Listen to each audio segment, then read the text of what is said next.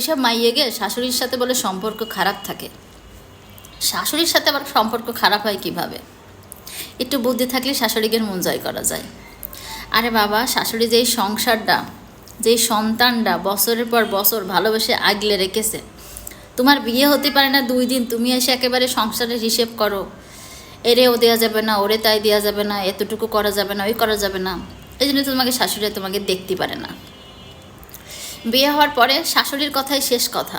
শাশুড়ির কাছে শুনে শুনে জিজ্ঞেস করে রান্না করবা প্রথম দিকে, যে কতটুকু রান্না করব আম্মু বা মা, কারে কী দেবো আপনি দেন, আমি তো বুঝি না।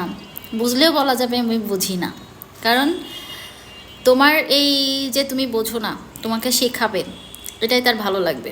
একসময় আস্তে আস্তে সে তোমার পরে সকল দায়িত্ব তোমার পরে দিয়ে দিবে, কিন্তু প্রথমে এত মাতব্বারি করা যাবে না। বেশি মাতব্বারি করো বলে তোমাদের শাশুড়িরা তোমাদেরকে দেখতে পারে না।